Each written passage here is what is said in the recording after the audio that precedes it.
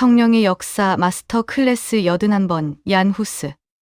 여러분, 만약 여러분에게 진리를 포기하면 목숨을 살려주겠다는 제안이 온다면 어떤 선택을 하시겠습니까? 거대한 불길이 내 몸을 삼키려 하는 순간에도 하나님을 향한 찬양을 멈추지 않을 수 있을까요? 오늘 우리가 만날 인물은 종교개혁의 새벽별이라 불리는 얀 후스입니다. 그는 마르틴 루터보다 100년이나 앞서 성령의 검인 하나님의 말씀을 들고 부패한 중세 교회의 정면으로 도전했습니다. 불꽃 속에서도 결코 꺼지지 않았던 그의 뜨거운 신앙과 그를 붙드셨던 성령의 강력한 권능 속으로 여러분을 초대합니다. 방금 질문드린 것처럼 얀 후스의 삶은 한마디로 진리와의 타협 없는 동행이었습니다. 이제 그가 어떻게 평범한 시골 청년에서 시대를 깨우는 성령의 나팔수가 되었는지 그 파란만장한 시작부터 아주 자세히 살펴보겠습니다. 서기 1372년경 체코의 보헤미아 시골 마을에서 태어난 얀 후스는 아주 가난한 집안. 형편 속에서도 오직 배움에 대한 열정으로 프라하 대학에 입학했습니다. 당시 그는 신부가 되면 잘 먹고 잘 살 수 있을 거라는 지극히 인간적이고 세속적인 기대를 품고 신학을 공부했습니다. 하지만 성령님은 그런 그의 야망을 거룩한 불길로 바꾸기 시작하셨습니다. 그는 대학 시절 성경을 연구하며 깊은 고뇌에 빠졌습니다. 당시 교회는 성경을 읽지 못하게 했지만 후스는 성령의 조명 아래 금기시된 성경 말씀 속으로 깊이 파고들었습니다. 그는 성경이 말하는 예수 그리스도의 가르침과 당시 황금과 권력의 눈이 먼 교회의 지도자들의 모습 사이에서 엄청난 괴리를 느꼈습니다. 그는 밤을 지새우며 기도했습니다. 주님, 무엇이 진짜 당신의 뜻입니까? 성령님은 그의 영혼에 위클리프의 글들을 던져주셨습니다. 위클리프의 저서들은 후스에게 번개와 같았습니다. 교회의 머리는 교황이 아니라 그리스도이며 성경만이 성령이 역사하시는 유일한 기준이라는 이 명확한 진리가 그의 가슴을 갈기갈기 찢어 놓았습니다. 그는 결심했습니다. 이제 안락한 미래가 아니라 죽음이 기다릴지라도 진리를 외치는 광야의 소리가 되겠다고 말입니다. 지금까지 후스가 어떻게 세속적인 꿈을 버리고 진리의 투사가 되었는지 살펴보았습니다. 한 사람의 영혼의 말씀의 씨앗이 떨어졌을 때 어떤 폭발이 일어나는지 우리는 생생하게 보고 있습니다. 이제는 그가 프라하의 베들레헴 예배당에서 선포했던 그 뜨거운 성령의 메시지들이 어떻게 민중들의 가슴에 불을 지폈는지 더 구체적으로 확인해 보겠습니다.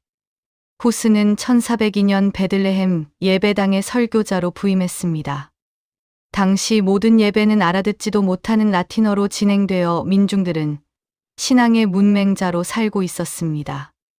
하지만 후스는 성령의 감동을 따라 체코 민중들의 언어로 직접 설교하기 시작했습니다. 그의 설교는 혁명이었습니다. 그는 강단에서 외쳤습니다. 여러분, 교황도 실수할 수 있고 잘못된 길을 갈 수 있습니다. 그러나 하나님의 말씀은 영원히 변하지 않습니다. 신부에게 돈을 주어 죄를 씻으려 하지 마십시오. 오직 성령의 도우심으로 진실하게 회개하는 자만이 하나님의 용서를 받을 수 있습니다.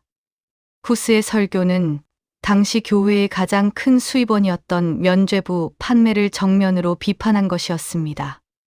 성령님은 그의 입술에 권세를 주셨고 그의 설교를 들은 민중들은 비로소 신앙의 자유를 느끼기 시작했습니다. 베들레헴 예배당은 매일 수천 명의 민중으로 가득 찼고 그들은 처음으로 자신들의 언어로 선포되는 성령의 진리에 눈물을 흘렸습니다. 후스는 단순히 지식을 전달한 것이 아니라 성령의 불을 민중들의 심령에 옮겨 심었습니다. 그런데 여러분, 빛이 강해지면 어둠의 저항도 거세지기 마련입니다. 후스의 설교가 보헤미아를 깨우자 권력을 쥐고 있던 교황청은 그를 위험한 선동가로 몰아세웠습니다. 이제 후스는 진리를 지키기 위한 고독하고도 처절한 싸움을 시작하게 됩니다. 교황청은 후스에게 설교 금지령을 내리고 그를 파문했습니다. 그가 설교하는 교회는 저주를 받을 것이라고 협박하며 성도들이 예배도 드리지 못하게 막았습니다. 하지만 후스는 성령의 도우심으로 굴복하지 않았습니다. 그는 성 밖으로 나가 광장에서, 들판에서, 나무 아래에서 민중들에게 말씀을 전했습니다. 사람의 명령보다 하나님의 명령을 따르는 것이 마땅하다. 라는 베드로의 고백이 바로 그의 평생의 좌우명이었습니다. 교황청은 그를 굴복시키기 위해 1414년 콘스탄츠 공의회로 소환했습니다. 독일 황제가 그의 안전을 보장하는 증서를 주었지만 그것은 함정이었습니다.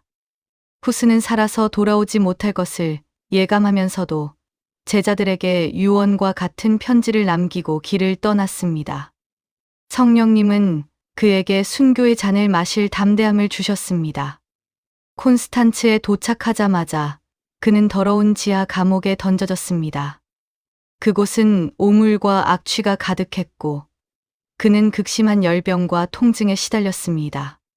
하지만 그 어두운 감옥 벽 위에서도 성령님은 그와 함께 하셨습니다. 그는 감옥에서 쓴 편지에 이렇게 적었습니다. 주님의 은총이 나를 붙들고 있습니다. 성령의 위로가 나의 모든 고통을 잊게 하며 주님의 심장 소리가 내 영혼의 찬양이 됩니다. 그는 육체의 고통보다 진리가 왜곡되는 것을 더 아파하며 감옥 속에서도 성령의 평강을 잃지 않았습니다. 이제 얀 후스의 생에서 가장 숭고하고도 비장한 최후의 순간으로 가보겠습니다. 1415년 7월 6일 드디어 그에게 사형 판결이 내려졌습니다. 재판관들은 그를 공개적으로 모욕하며 사제직을 박탈하고 머리에 이단자들의 괴수라고 적힌 종이 모자를 씌웠습니다. 화형장에 끌려간 후스에게 마지막 회유의 손길이 뻗쳤습니다. 지금이라도 내가 한 모든 설교와 글을 취소하라. 그러면 목숨은 건질 것이다. 그러나 후스는 성령의 충만함 가운데 당당하게 대답했습니다. 내가 지금까지 가르치고 전파한 진리는 성령의 조명 아래 받은 하나님의 말씀입니다. 나는 오늘 내가 전한 그 진리를 위해 나의 피로 기쁘게 증언하겠습니다. 사형 집행관이 그의 몸을 쇠사슬로 기둥에 묶고 턱 밑까지 마른 장작을 쌓았습니다. 불길이 그의 발끝을 타고 올라오기 시작했습니다. 그런데 여러분, 그 순간 믿기지 않는 장엄한 광경이 펼쳐졌습니다.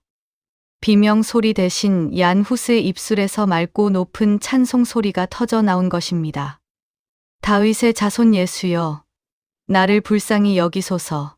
불길이 그의 옷을 태우고 피부를 그을리는 극심한 통능 속에서도 그는 성령의 평강에 완전히 압도되어 있었습니다. 그는 눈을 들어 하늘을 보며 큰 소리로 주님을 찬양했습니다. 주변에서 조롱하던 군중들은 그 소름 돋는 평온함에 침묵하기 시작했습니다. 장작에서 뿜어나오는 검은 연기가 그의 얼굴을 덮고 숨이 막혀오는 그 순간까지 그의 입술은 주님을 향해 움직이고 있었습니다. 그는 끝내 고개를 떨구지 않았습니다. 성령님은 불꽃보다 더 뜨거운 사랑으로 그의 영혼을 감싸 안으셨고 죽음의 공포를 초월한 천상의 기쁨으로 그의 마지막 숨결을 거두어 가셨습니다. 불길이 잦아들었을 때 그의 몸은 잿더미가 되었지만 그가 남긴 진리의 향기는 화형장 전체를 뒤덮었습니다. 사형 집행관들은 혹시라도 민중들이 그의 유골을 성물로 삼을까 두려워 그 죄를 모두 긁어 라인강에 뿌려버렸습니다. 하지만 성령의 역사는 라인강을 따라 온 유럽으로 흘러갔습니다. 지금까지 살펴본 얀 후스의 순교는 결코 끝이 아니었습니다. 그의 죽음은 잠자던 전 유럽의 양심을 깨우는 거대한 종소리가 되었습니다. 그는 죽기 직전 이런 유명한 예언을 남겼습니다. 당신들은 지금 거위 한 마리를 요리하고 있지만 100년 후에는 결코 태울 수 없는 백조 한 마리가 나타날 것입니다. 그 예언대로 정확히 102년 후 독일의 비텐베르크에서 마르틴 루터가 95개조 반박문을 붙이며 종교개혁의 거대한 백조로 등장했습니다. 성령의 역사는 이처럼 한 사람의 순교의 피를 자양분 삼아 시대를 바꾸는 기적을 일궈내십니다. 후스가 뿌린 진리의 피는 루터라는 열매를 맺게 했고 마침내 개신교라는 찬란한 개혁의 새벽을 열었습니다. 얀 후스는 오늘 소음 가득한 세상을 살아가는 우리에게 강력한 질문을 던집니다. 당신은 진리를 위해 무엇을 걸고 계십니까? 당신의 신앙은 편리함과 안락함이라는 우상 앞에 타협하고 있지는 않습니까? 성령님은 단순히 우리의 마음을 위로하는 분이 아니라 진리를 위해 생명까지 던질 수 있는 담대함을 주시는 분입니다. 후스가 화형대 위에서 불렀던 그 찬송이 오늘 여러분의 가슴 속에서도 다시 울려 퍼져야 합니다. 진리는 결코 죽지 않으며 성령님은 그 진리를 끝까지 지키는 자와 함께 하신다는 사실을 잊지 마십시오. 우리가 진리 편에 서면 성령님은 불꽃 속에서도 우리를 지키십니다. 사랑하는 성도 여러분, 오늘 얀 후스의 뜨거운 생애를 통해 여러분의 신앙의 온도를 다시 한번 점검해 보시길 바랍니다. 비록 우리가 후스처럼 화형대에 서지는 않더라도 매일의 일터에서 가정에서 진리를 선택해야 하는 영적 전쟁터에 살고 있습니다. 세상의 유혹과 타협하고 싶을 때, 사람들의 비난이 두려워 신앙을 감추고 싶을 때, 불꽃 속에서도 찬양했던 후스의 그 담대함을 기억하십시오.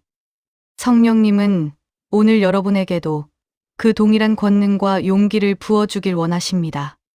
진리가 너희를 자유케 하리라는 말씀이 여러분의 삶의 실제가 되기를 축복합니다.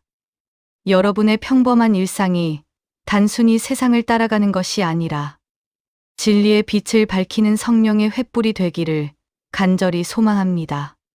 하나님은 진실한 한 사람을 통해 어두운 세상을 바꾸십니다. 여러분이 바로 그 한 사람이 되기를 원하십니다. 고난이 오고 억울한 일을 당해도 성령의 손을 절대 놓지 마십시오. 주님은 여러분의 인내와 충성을 반드시 기억하시고 생명의 면류관으로 갚아주실 것입니다. 얀 후스가 보았던 그 천국의 영광이 오늘 여러분의 눈앞에도 선명하게 펼쳐지기를 기도합니다. 이 영상이 여러분의 영혼에 거룩한 불을 지폈다면 구독과 좋아요로 이 진리의 소리를 세상에 전하는 사역에 함께해 주시길 부탁드립니다. 여러분의 작은 참여가 잠든 영혼들을 깨우는 성령의 나팔 소리가 될 것입니다. 성령님의 역사는 이제 보헤미아의 불꽃을 넘어 전 유럽을 뒤흔들며 현대 세계의 문을 열었던 종교개혁의 본진으로 흐릅니다. 다음 82번 영상에서는 마침내 역사의 전면에 등장한 거인 마르틴 루터를 통해 성령께서 어떻게 세상을 완전히 뒤집어 놓으셨는지 그 장엄한 역사를 나누겠습니다. 시청해 주셔서 감사합니다. 주님의 평강과 진리의 빛이 여러분의 삶에 늘 충만하시길 간절히 기도합니다.